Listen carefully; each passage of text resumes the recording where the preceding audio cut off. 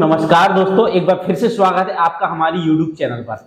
दोस्तों, आप सभी को पता होगा कि जो उत्तर प्रदेश में शिक्षक भर्ती होती है, तो अभी तक जो शिक्षक भर्ती होती है वो किसी न किसी आयोग के द्वारा कराई जाती थी। लेकिन अब जो उत्तर प्रदेश का शिक्षा सेवा चयन आयोग का गठन हो रहा था पिछले 1 साल से, उसका नाम और निशान पता नहीं चल रहा था। लेकिन अब कुछ न्यूज निकल के सामने आ रही है, पॉजिटिव न्यूज है नया शिक्षा सेवा चयन आयोग को लेकर। आप सभी को पता होगा, मैंने खुद वीडियो में बताया था कि जो नया शिक्षा सेवा चयन आयोग है उसको विधानसभा से उसको मंजूरी मिल चुकी थी, लेकिन राज्यपाल से उसको मंजूरी नहीं मिली थी सर।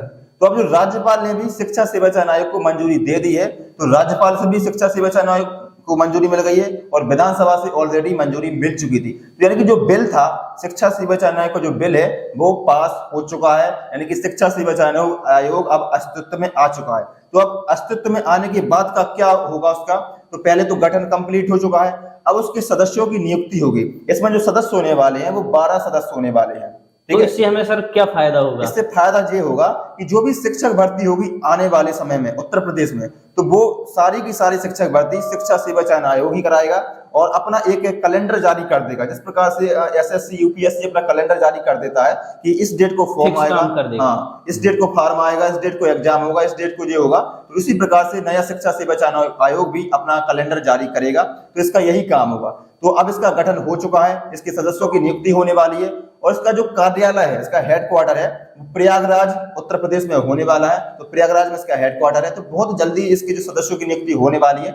उसके बाद एक क्या काम करेगा, तो सबसे पहले इसका टारगेट होने वाला पेंडिंग एग्जाम, जो भी पुराने एग्जाम बाकी थे, जैसे कि आपको मैं बता दूं टीजीटी पीजीटी का जो एग्जाम है 2022 वाला, उसके फॉर्म भरा चुके थे 2022 में जून में।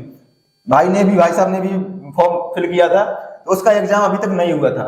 मैं बताना चाहूंगा, मैंने जून में 2022 में फॉर्म भरा था जी।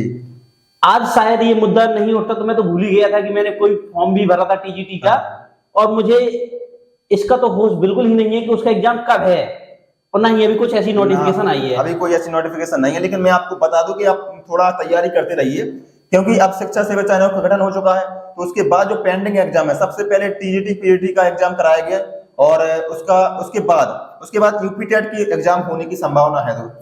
एक की और मैं यहाँ कहूंगा, सुनने में ये आ रहा है कि टीजीटी का एग्जाम तभी कराया जाएगा, इसमें कुछ और वैकेंसियां ऐड होनी है। हाँ। तो एक बार फिर से हो सकता है फॉर्म आए, वो भरने के बाद दोनों लोगों का एक साथ ही एग्जाम होगा, तो ये उम्मीद है। हाँ, इसका यही है कि एक बार फिर से टीजीटी का नोटिफिकेशन आ सकता है और कुछ वैकेंसी उसमें और आ सकती हैं, तो उसमें जो नए कैंडिडेट हैं वो भी अप्लाई कर सकते हैं। तो जो पुराने कैंडिडेट थे और जो नए कैंडिडेट थे, दोनों का मर्ज करके एक साथ एग्जाम कंडक्ट कराया जाएगा। तो अब एक एग्जाम तो ये हो गया। सबसे पहले तो इस पर भी टारगेट करेगी नया शिक्षा सेवा चयन आयोग। उसके बाद यूपी टेट को टारगेट होने वाला है। तो यूपी टेट का जो नोटिफिकेशन है वो अभी तक तो नहीं आया है, पिछले 2 साल से नहीं आया है, और अब यूपी टेट का नोटिफिकेशन आ सकता है। लेकिन फिर यूपी टेट का नोटिफिकेशन आएगा तो फिर वही प्रॉब्लम, बीएड बीटीसी का जो केस चल रहा है, तो बीएड वाले इसमें अप्लाई कर पाएंगे या नहीं कर पाएंगे, तो ये तो आने वाला समय ही बताएगा।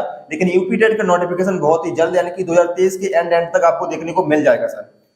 लेकिन यूपी टेट से कुछ होने वाला नहीं है, कोई मतलब नहीं आएगा, कोई मतलब है नहीं, क्योंकि मेन उद्देश्य है सुपर टेट का। तो सुपर टेट कब होगा इसकी मैं खुद बताता था आपको कि 2023 के एंड तक हो जाएगा, लेकिन अब ऐसी कोई संभावना नहीं है। 2023 के तक एग्जाम होने की कोई ऐसी न्यूज नहीं है, और होना बिल्कुल मुश्किल है।